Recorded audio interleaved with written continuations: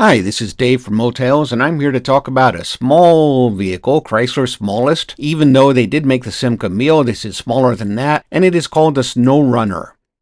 And they probably made it just because they already owned West Bend, the outboard motor company, so they already had a single-cylinder, two-cycle engine called the Powerbee 820, rated at a whole 8 horsepower, generated from 8.2 cubic inches, or around a tenth of a liter. Adding on a muffler dropped it to about 7 horsepower in the Sno Runner, which was basically a sort of snow motorcycle. The Sno Runner was made and sold by Chrysler Marine, which was used to relatively small runs, and the frame was made of aluminum tubes welded together, which meant that the 1 1/3 gallon gasoline tank was actually part of the frame, avoiding the need for a separate tank. They had a single speed with a clutch and a chain drive, and a 63-inch long powered track, which was metal covered in rubber. The skis, 2 of them, were made of fiberglass. They had a little alternator, they had headlights with low and high beams, and they had one tail light.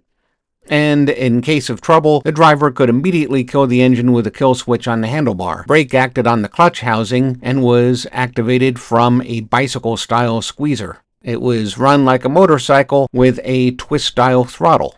When you wanted to move it to a mountain, you could unset quick release pins and fold it up so it would fit into a small trunk. And it weighed 71 pounds, so you and a friend, or if you're strong, you could just toss it into the trunk.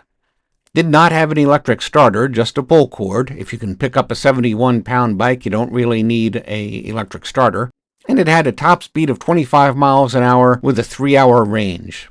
Kind of pricey. It sold for $699 according to Haggerty, which works out to about $3,300 now. An exhibit at the Chrysler Nationals claimed it was $645. So they might have discounted it at some point, or they might have raised the price over time. Ronnie Schreiber, who wrote the Haggerty article, laid most of the blame for the low sales of about 28,000 of them, so it's not that low sales. But he said that the lack of power was an issue because it was not as good in snow as it could have been with more power, and he pointed to the enthusiast community, which still exists and can boost the power quite a bit, enough to get you up to 40 miles per hour. SnoRunner.com is still selling new old stock parts and upgrades. As it happens, we would normally think that this was a successful product since they made 28,000 of them from 1979 into 1982, except that at the end they sold quite a few of them as surplus items to a liquidator, and they were relabeled the Sno Rabbit for under $300. So we suspect that Chrysler lost a good deal of money on them, especially given the advertisements that they ran for it. Anyway, this is Dave from Motels, talking about a small vehicle with a small video, and I invite you to see history as it happens, so to speak, or news as some would say, at motels.com/now.